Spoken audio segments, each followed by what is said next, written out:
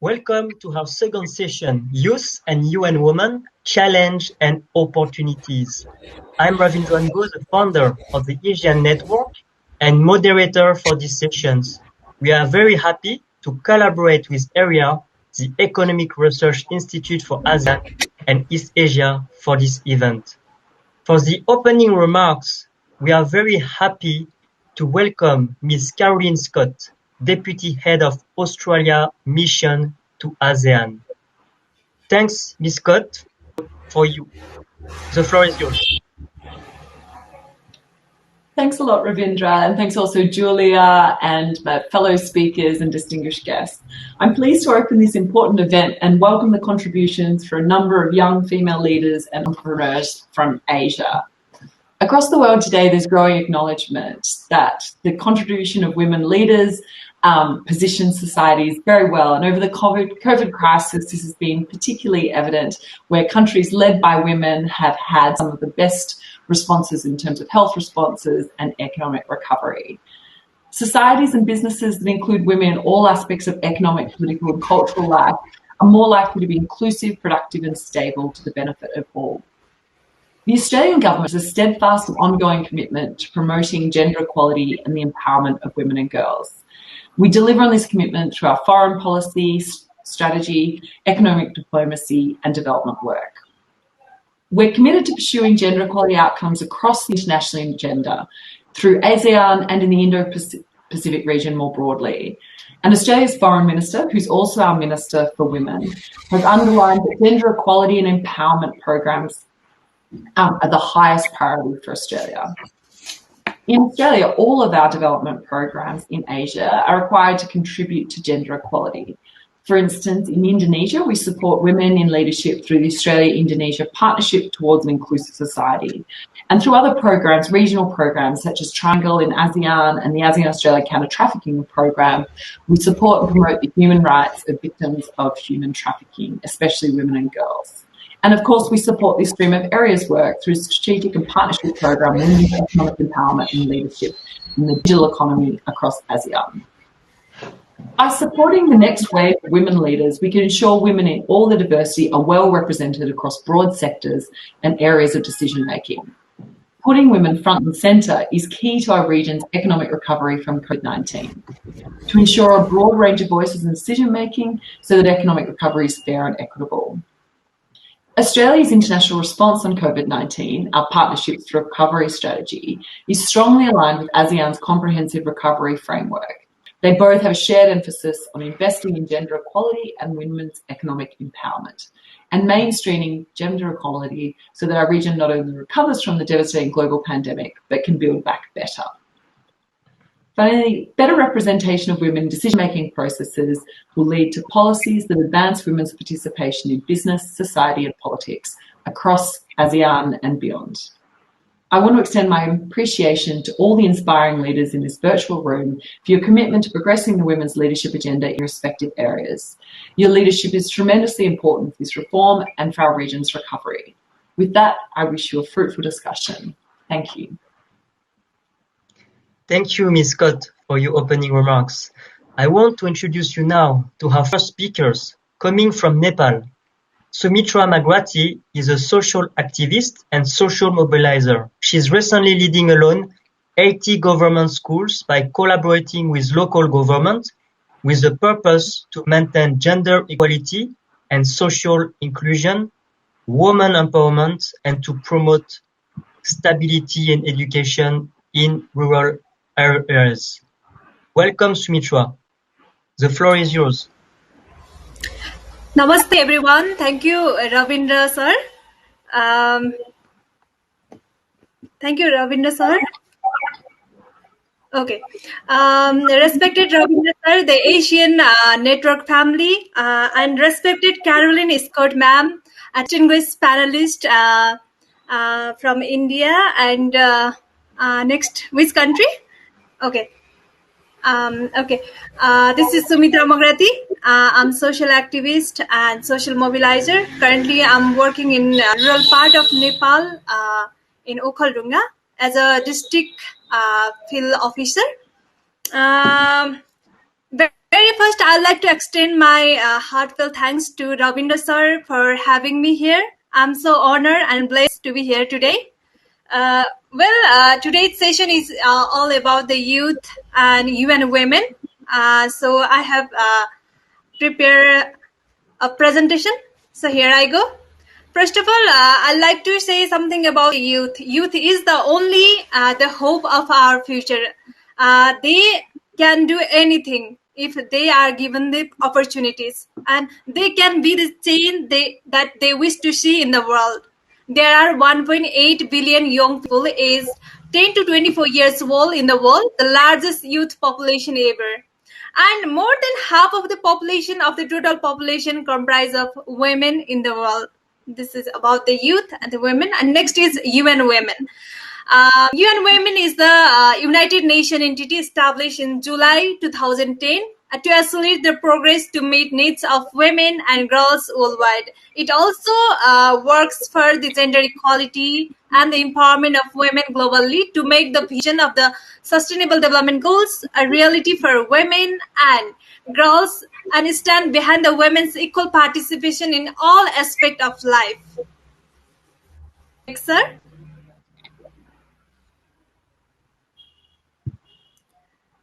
Now, okay. Now, I'd like to tell about the roles of the UN Women for Youth and Women. Very first, its main role is to support intergovernmental bodies. Okay, Commission on the status of women in their formulation of policies, global standard and norms. And second one is to lift and empower the women belonging from different sectors, different areas, who are doing amazing in by leading different fields. And another one is to provide technical and financial support to the UN women. And the last one is to lead and coordinate the UN systems work on gender equality, as well as promote accountability, including through regular monitoring of system with progress. Now, I'd like to move towards the main agendas of today's program, the opportunities of UN women. It has provides or supports in increasing women's leadership and participation in decision making level at all the level. Country like Nepal, a developing country, here's governance system is the federalism, which include federal level, state level, and the local level. It definitely has support women to reach in the to reach and to make them leader in political participation. Also, it has also helped women in research and science and technology advancement sector, which is very much necessary for any country for the progress and prosperity. And the one is economic empowerment for women. Economic empowerment is very necessary. So it has also helped in economic empowerment. Another one is in ending violence against women. Women has faced many, sexual harassment, sexual abuse, sexual exploitation. Many women has faced the domestic violence. So it has helped to help in many extent to the women. Another one is humanitarian action. It has been doing since for 10 years about in humanitarian action also, and it has not doing individually or only organization. It has done its work by doing partnership with government.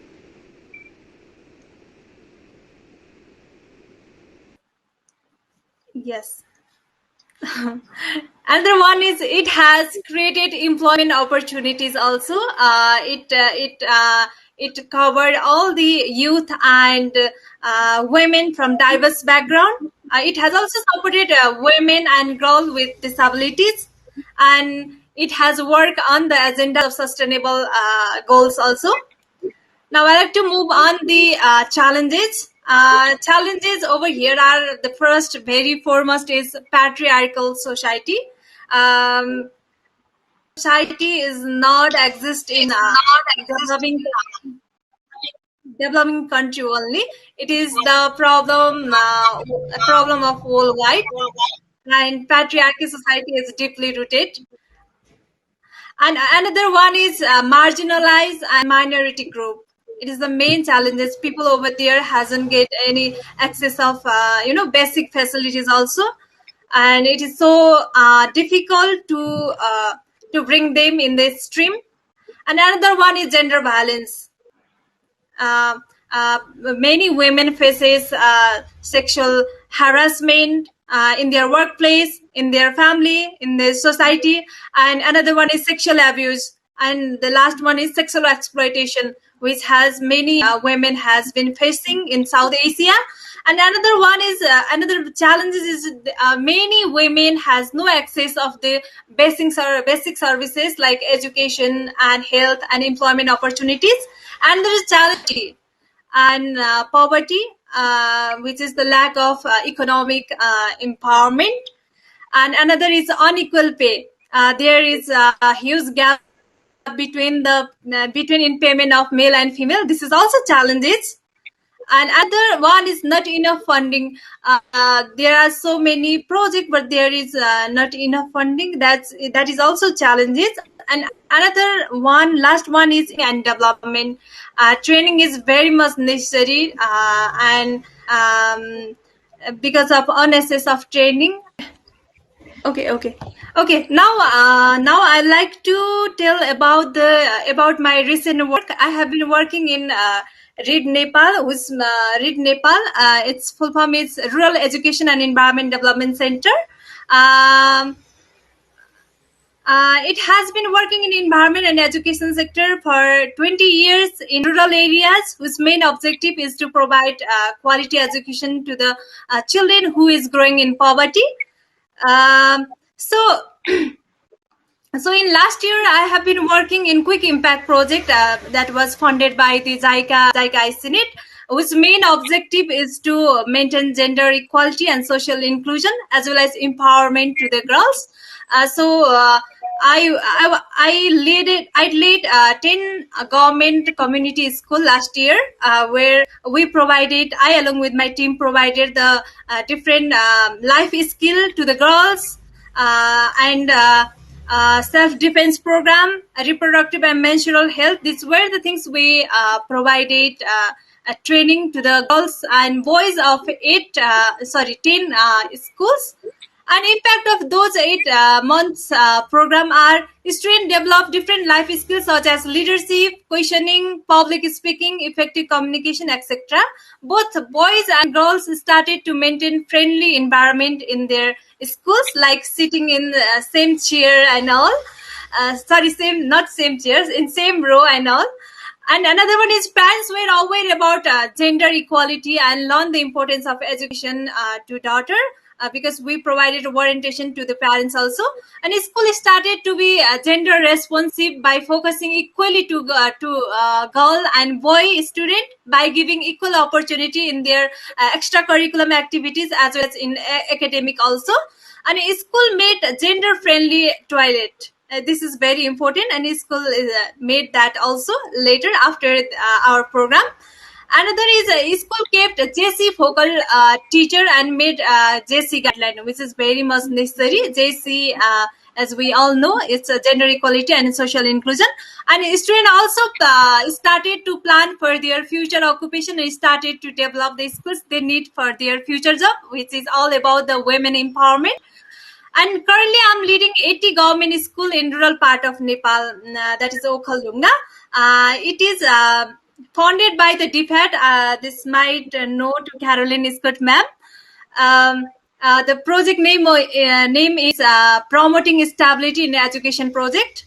It has 3 modules. First one is radio education. Because of COVID-19, many students stopped to go to school. So we find out the alternative solution, that is radio education, which is access to all the students of the rural area. Second one is school levels program, which include remedial teaching learning, ICT management, teachers training, parents training, and child club training, and all. And the third one is municipality levels program, which is which is all about the disaster management, about making the educational contingency plan and all.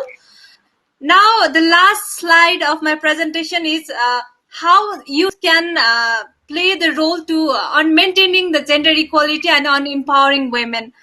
We youth should initiate to respect and provide equal chance to women and LGBTIQ group, and media and police. I'd like to say something about the LGBTIQ, because gender is not only about the male and female. It should include the LGBTIQ also, because it has high number in our South Asia. Then other is one is media. Media also play huge role on maintaining gender equality and social inclusion. It should highlight about this thing frequently and often. And police force also plays huge role on maintaining gender equality and social inclusion. We women should know our right and should learn to raise our voice. We youth and women should empower each other. The very first thing we need to do is empowering each other. And another is we need to educate next generation about the gender equality, so that they won't have to face the patriarchal system. Another, we need to organize awareness program and skill training program to girls, so that they can empower themselves. We need to organize awareness program, and we should give opportunity to the women. Women only get opportunity by lifting them politically, economically, educationally, socially, and psychologically. By support and also by supporting the awareness campaign about the child marriage dowry system, this all thing will help to empower women and help to maintain the gender equality and social inclusion. Thank you. Thank you, Sumitra, for highlighting that youth need to organize a awareness program and also educate next generation about gender equality. Now, our second speaker is coming from Kyrgyzstan. Kyzzhibek Batyrkanova is a 26 years old program director at the Kyrgyz Space Program, which aims to assemble the first satellite of its country that will be launched into space. Also founder of TechCamp 2019 project, implemented by the Kyrgyz Space Program in partnership with the United Nations woman in Kyrgyzstan. Welcome, Kyzzhibek. The floor is yours. Thank you very much. Let me share the presentation.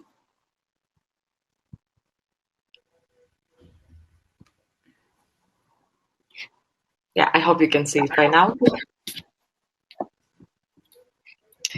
Yeah, so hello everyone. My name is Kyzzhibek, and I'm leading the team of an all-girl team to build the first satellite of our country, because we do it to make difference in science and attitude toward gender perception in the traditional society of Kyrgyzstan. So the first question we usually get is, why only girls are taking part in your team? Women in Kyrgyzstan, unfortunately, are usually confronted with stereotypical role models. Too often they become victims of bride kidnapping tradition in our country, and UN figures suggest that 1 in 5 marriages in our country happen after a woman has been kidnapped and forced into marriage. Many girls and women are also deprived from their basic rights for education and career, especially in STEM field, which we know stands for science, technology, engineering, and mathematics. And here, as you can also see on the graph, women in our country tend to choose more social science-oriented careers, whereas men choose more engineering or more well-paid positions. So we really want to change that. And in order to address gender discrimination and low representation of women in STEM, which is a highly paid industry, we gather a team of young women that will learn the basics of engineering to assemble and launch a nano satellite, that you can see on the picture. This format of satellites is very convenient to be used by educational projects in countries that don't have a space program or an agency, like our country used to be, because we are now the only space program in Kyrgyzstan. This type of satellite is comparatively cheaper to develop or purchase. The launch price is also much cheaper because you can imagine that space programs usually cost millions of dollars. Ours will be less than that. Therefore, it solves the problem of access to space for countries that have no space industry and have no enough resources for space exploration, as this industry requires to have a lot of expenses. Yet, this is a very innovative and helpful way to start space exploration. That's why we decided to work with these types of satellites, which are now very popular around the world. So we also have two types of deployments here. Unfortunately, this GIF doesn't work, but we use dispensers to launch them after it will be built. Our project is now, I think, somewhere in the middle, so we haven't reached the stage when we signed an agreement with the company that will launch it. So let me also tell you about Kyrgyzstan just to probably understand the context. This is a very beautiful country in Central Asia with fantastic nature, as you can see. So you should come and visit us. Unfortunately, it is not very rich or politically stable. So I think we will be having our fourth elections this year just because of political instability. People in our country mainly hold and observe patriarchal views that really influence the way women live. And in order to change it, the idea and the ideas in general have to be very bold and revolutionary. Therefore, we decided we want to go to space. In fact, we are trying to revive the space industry that once we had, because you know maybe that Kyrgyzstan was the part of the USSR. And in our city, we had a special bureau that was manufacturing components for spacecrafts, rockets, and shuttles. Unfortunately, when the USSR collapsed, everything was relocated to Russia. And unfortunately, our specialists working in the space industry were left without any work. So let me tell you about our project and our activities.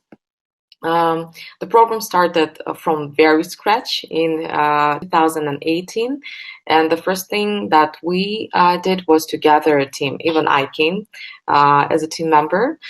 During the first year, we were trying to figure out how to start and how to run the space program because no one has ever done it in our country after it gained its sovereignty. We contacted different people how to do it, and at the beginning the team felt extremely lost because we just didn't know where to start from. But what we did was we had this great practical and theoretical sessions. Another important step was to find great mentors in aerospace engineering globally because there were no specialists locally, so we had to find them. In other countries, what's great is that all people working in this industry are super open and you can easily reach them and they're really eager to help you. So we have more than 10 mentors worldwide right now.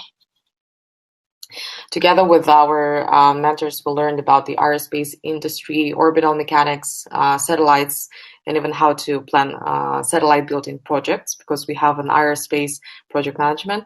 We also advanced our engineering skills by learning 3D modeling, soldering, and programming. It really helped us to progress. Also, one of the important goals of our program is to share the values of our mission and the progress. This was, I would say, a very successful part since our program has been constantly in touch with international media outlets. This is very important to reach more people and to show the girls that there are role models in their own country that can break the stereotypes. Therefore, this is also another aim that we have in order to spread more knowledge about women in technology. At the beginning, everything was moving a little bit slowly. We never saw a satellite in our life when we joined the team. We didn't know how we are going to work with it. So you can imagine that when we first received our educational satellite, we were super excited. Like, we couldn't believe that we are holding it in our hands. So educational satellite, it's usually the first satellite that aerospace students work with in universities. Or, for example, if you want to practice working with nanosatellites or any types of satellites, yeah, it's better to have an educational one. Of course, it will not fly to space because of the materials, but it's very helpful because it has all the subsystems that are in nanosatellites that fly to space.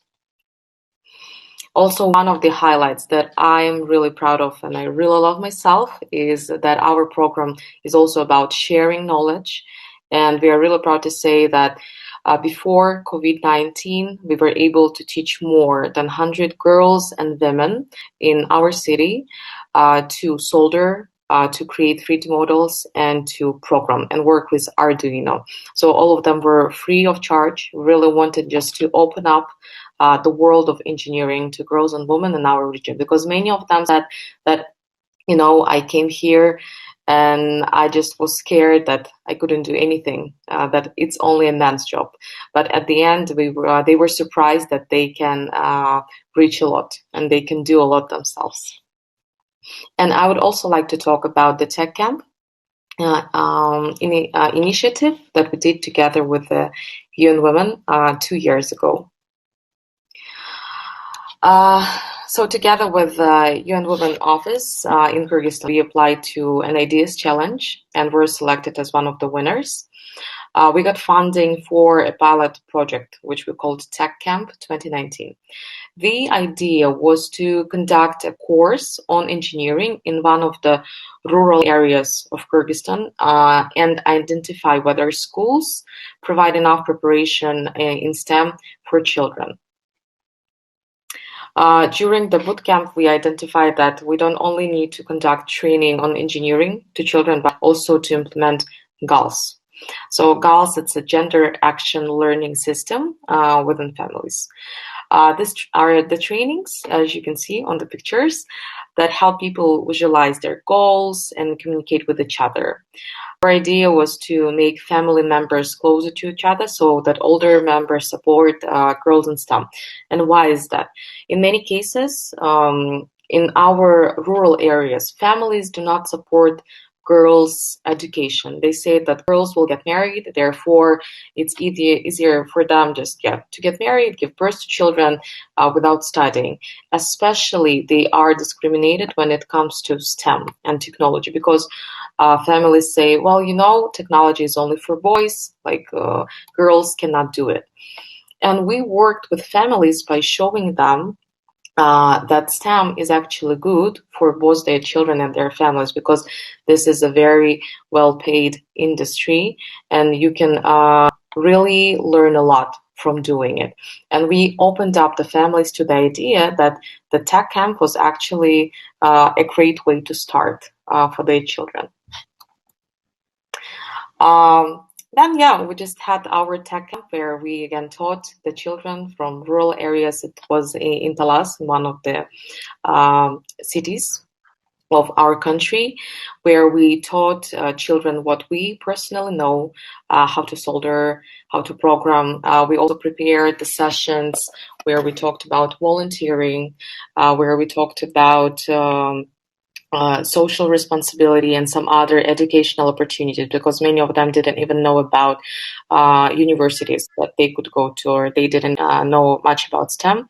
And we had one co-creation session where on the last day, children taught their parents or their grandparents to solder flashlights. So parents were able also to experience our tech camp. And these are the pictures from our graduation, which we're very happy to share. So our program can be supported if you're interested in it through PayPal or Patreon. You can also contact us by email, or yeah, you can follow us right now on social media. We are pretty active in Instagram, and thank you very much. Thanks, Kyzzhibek, for sharing this great example of women in the tech space, and also how you become an example and pioneer, being one of the first female team of satellite builder in the world. Our last speaker is coming from India.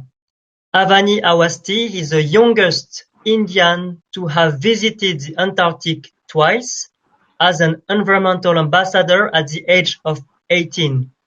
She has been awarded the Karma Chakra by the Government of India and the United Nations, a global award given to people who contribute to society by showing courage and initiating change. She has been working with the United Nations Asia Pacific, UN Women, and the UN humanitarian units to talk and spread awareness about climate change. Welcome, Avani. The floor is yours. Thank you so much. It is an absolute honor for me to be on this panel and to be speaking to all you wonderful people. I will just go ahead and share my presentation.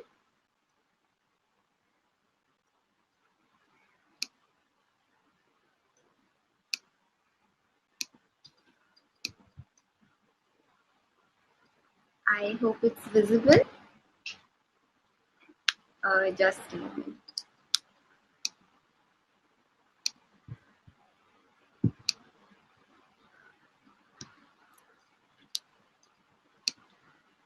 Yes. Is it visible now? Yeah. Right. So I'm going to begin by saying that I strongly believe that today's youth is tomorrow's future. And I started myself at the age of 14.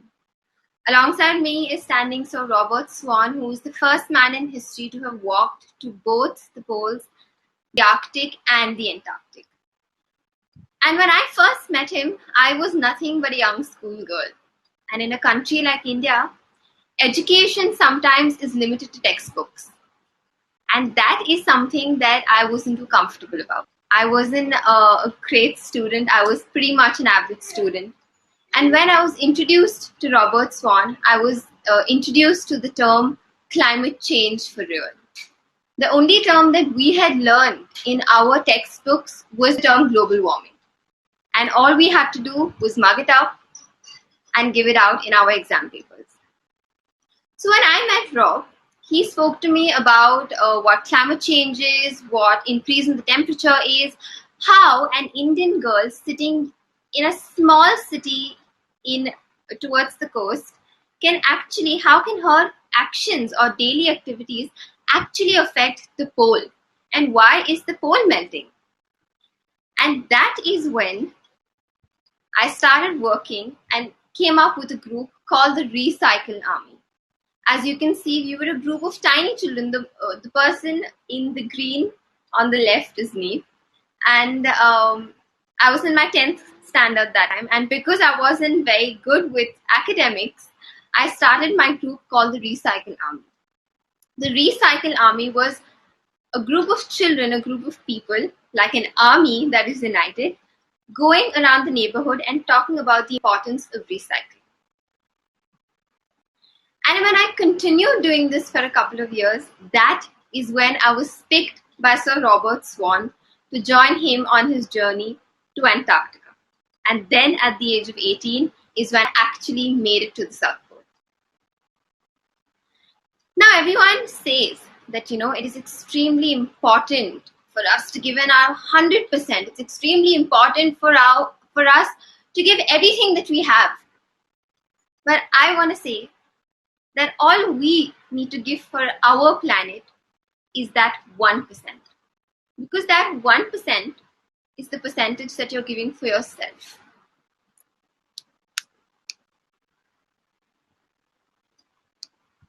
Right. Now, coming to youth, coming to girls, coming from a country like India, when I was first chosen to go to the pole, it wasn't taken very sportingly. More than congratulation calls, my parents and I were receiving condolence calls to say, oh my God, your daughter's going to the pole, your daughter's going here, don't worry about it. But why do you want to send her to the pole? She's so young, she's a girl, she's so tiny, she's going to fly away with the wind.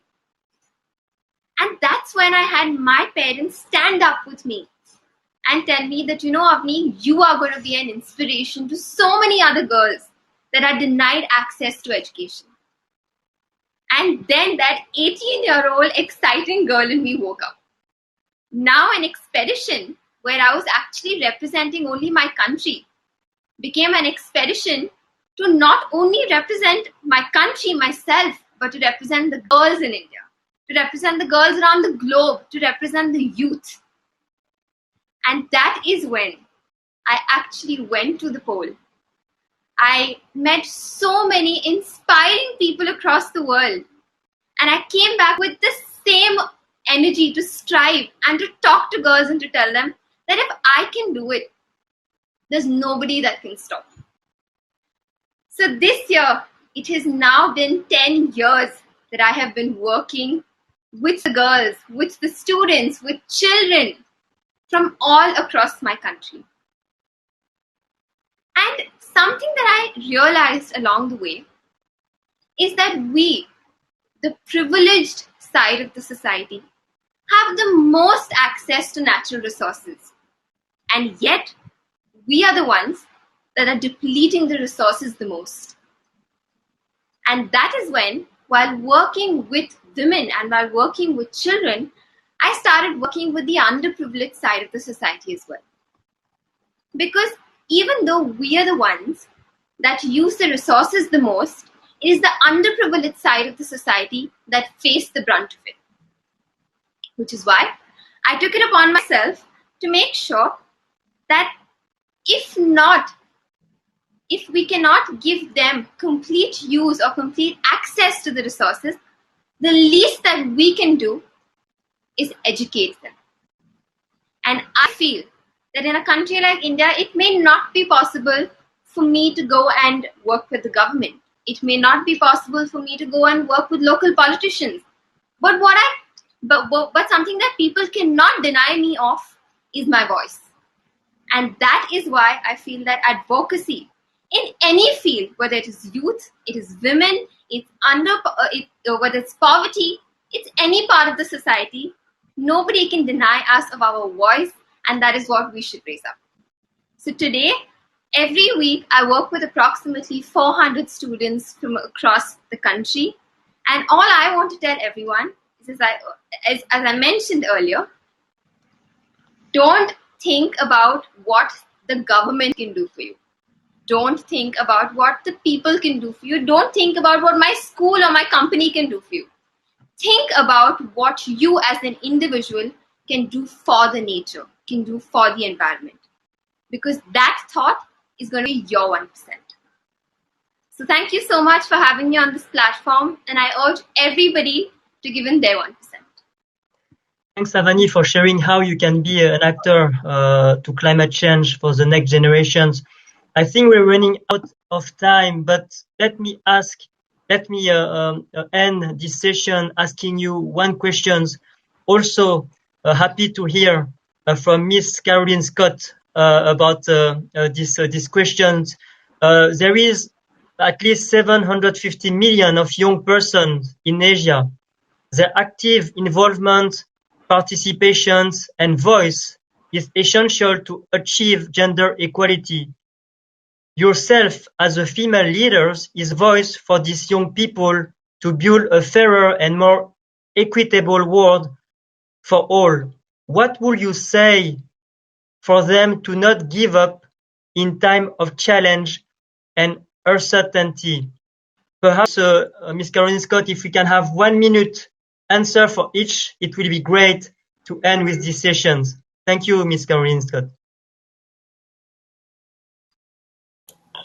Well, first of all, I'd just like to say thank you for those inspiring presentations. It's wonderful to hear what interesting work you're doing in each of your respective countries. And I think what's really important too is you're working in diverse areas. And this is the thing, we need to have women's leadership in all different sectors and areas, because all of them can sort of benefit from the diversity and your views and ideas. And it was really exciting to hear all that from Antarctica and in space, sort of covering absolutely the whole world. So I think that's really great work, and keep up what you're doing. And I remember hearing a while ago that the head of our Greens party in Australia, though, saying also that also make sure you look after yourself first as well. And so while you're pursuing all these interests, make sure you look after yourself and your welfare and your networks and the people around you too, so that you can keep going and have the strength to pursuing these really important objectives, because I'm sure it's not always easy, and you're obviously facing challenges in your own countries and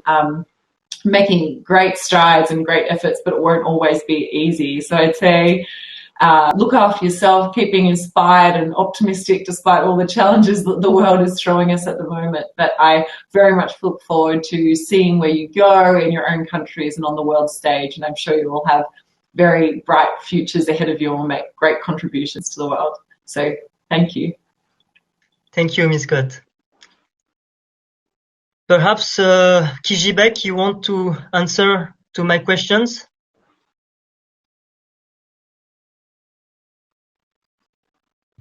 Oh, sorry, my mic was off.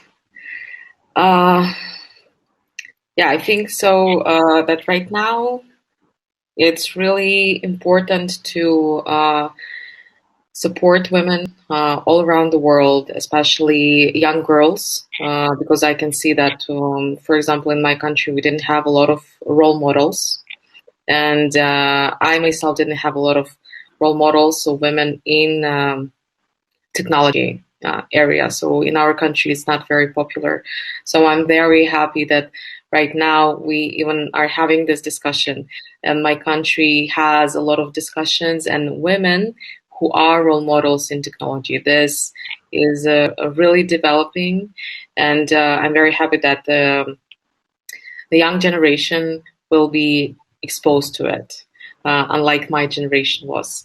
And yeah, I think it's important for us also to probably include boys in this discussion, because it's important to teach them how to live in this new world where you respect women, when everyone has equal rights, and when you also include them in movements for them to support young girls and women all around the world. So yeah, I'm very happy to be a part of this discussion. I'm very happy to be a part of this movement, and probably like a role model myself for all the young girls out there.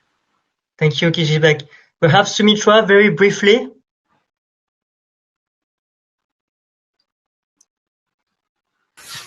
Okay, well, it takes time to bring out the changes, but it is definitely true that for a good revolution is far better than evolution.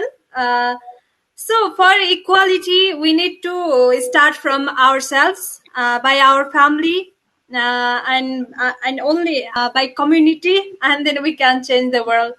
Very first, we need to fight to end all kinds of violences. This is very important to maintain gender equality. Then second one is economic prosperity. As I have already said, also economic empowerment is so necessary for the gender equality. And third one is every sector should be gender responsive. So this is my main suggestion to the youth, and yeah, that's it. Thank you, Sumitra. And last, Avani. Well, I'd like to say that, this is not the first. It won't, if in case, ladies are or women are told that this is something that you can't do, it's probably not the first time that we're going to hear something like this. This is something that we've been told for years together and for generations together, and we still haven't given up. In every household, in every workspace, in every school, I think the reason that women are held down is because they think that if women are given more upliftment and if they're given more energy, they're going to outshine even more. So I think when someone stops you and tells you not to do it, I think it just gives you more motivation to do it. So if we haven't stopped for so many years, let's not stop now. Thank you, Avani. We are coming to the end of the sessions. To conclude, I want to remind you some of the UN Women key priorities. Women and girls should participate in and benefit equally from government systems, and they all need to have a decent work and economic autonomy and live a life free from all forms of violence. Thanks again to Ms. Caroline Scott for the opening remarks, to our guest speakers, and to all participants today. For those who can stay, see you just after for our session 3, Tech for Good, the future of health and education in Asia. Thank you.